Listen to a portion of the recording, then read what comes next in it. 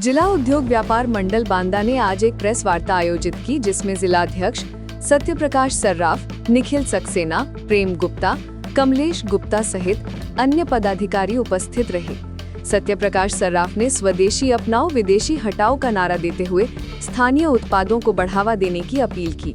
निखिल सक्सेना ने कपड़ों और टेक्सटाइल पर GST 12% से घटाकर 5% करने की सराहना की। जिला उद्योग व्यापार मंडल बांदा में स्वदेशी मेलों और जागरूकता अभियानों की योजना की घोषणा की, ताकि स्थानीय अर्थव्यवस्था को मजबूती मिले। विदेशी वस्तुएं इतनी ज़्यादा मात्रा में बाजार में मौजूद हैं, तरह तरह के विदेशी ब्रांड्स भी मौजूद हैं और स्वदेशी, अगर आप स्वदेशी को बढ़ावा देने की बात कर रहे हैं तो स्वदेशी उत्पाद कितने हद तक उस मार्केट में टिक पाएंगे? आपने बहुत अच्छा प्रश्न किया है। ये भारत सरकार का ये प्रयास है कि सभी वस्तुएं यहाँ पर बने। आपने देखा होगा कि भारत में ये 3 दशक से एक बहुत बड़ी समस्या थी ब्रेन ड्रेन की। ब्रेन ड्रेन का मतलब आप जानते ही होंगे, बुद्धि का जो पलायन था, वो अमेरिका द्वारा H1 जो प्रतिबंध लगाया गया है, उससे इस देश की प्रतिभाएं रुकेंगी। जो प्रतिभाएं भारत के बाहर जाकर विकास कार्यों में सहयोग करती थी, वो प्रतिभाएं हिंदुस्तान में रुककर इस देशी उत्पादन को बढ़ावा देंगी।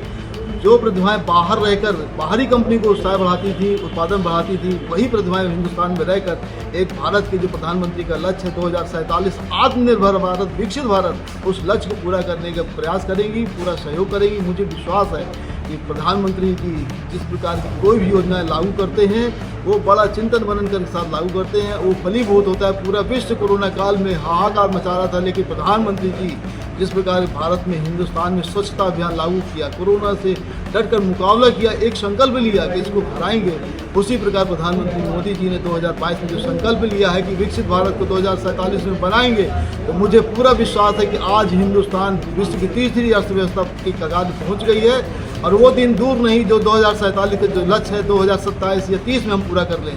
मुझे पूरा विश्वास है कि जो विदेशी कंपनी के द्वारा जो देश में अच्छा से अच्छा उत्पादन करने का प्रयास करें, उससे कई गुना स्वदेशी कंपनियां अपने नागरिकों को सस्ते दर पे भारत के द्वारा निर्मित चीज़ों को उत्पन्न कराएंगी और व्यापारी, कारोबारी, उद्यमी उन सब चीज़ों को समान जनमानस में उपलब्ध कराकर एक स्वदेशी जगह कराकर इस देश को आत्मनिर्भर कराने में बहुत बड़ा प्रयास करेगा।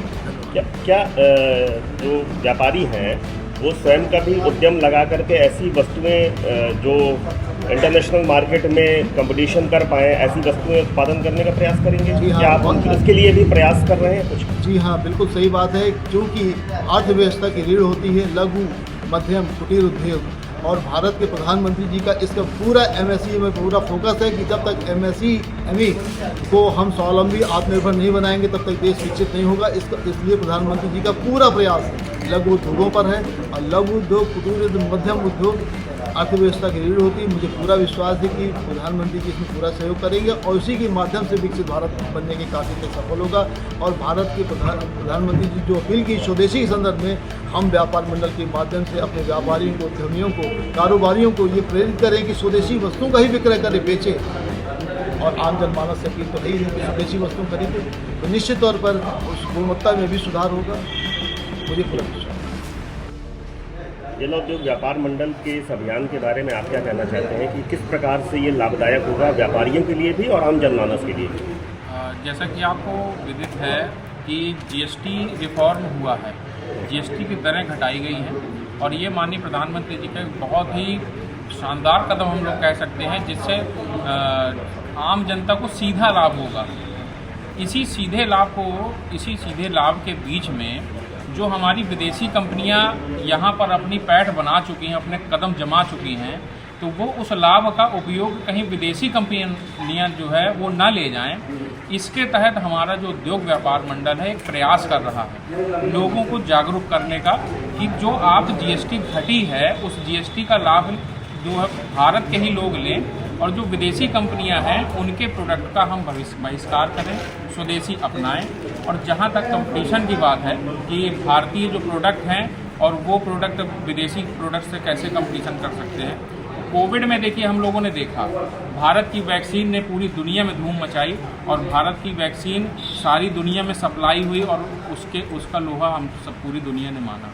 यहाँ पे मास्क बनते थे, यहाँ सैनिटाइज़र बनते थे, यहाँ पे सारी चीज़ें उत्पाद होती थी जो इफ़ेक्टिव थी, लाभकारी थी। उसी प्रकार हम जो भी वस्तुएं हैं, FMCG प्रोडक्ट्स हैं, घरेलू उपयोग के प्रोडक्ट्स हैं और भी अन्य प्रोडक्ट्स हैं जिस पे आज सीधा लाभ हो रहा है। अभी पिछले दिनों हमने 4 दिन पहले अखबार में भी खबर देखी कि एक पानी बोतल बनाने वाली कंपनी ने बाकायदा का पेपर में अपना ऐड भी दिया कि हम 20 रुपये की बोतल 18 में कर रहे हैं, 10 की बोतल 9 में कर रहे हैं। तो इससे क्या है कि सीधा ये जनता को लाभ हो रहा है। तो हम जनता को लाभ पहुंचाना चाहते हैं और सीधा कह लीजिए कि जो व्यापार मंडल की पहली जिम्मेदारी बनती है कि जो लाभ मिल रहा है वो भारत के लोगों को ही मिले और विदेशी इसका फ़ायदा ना उठा ले जाए।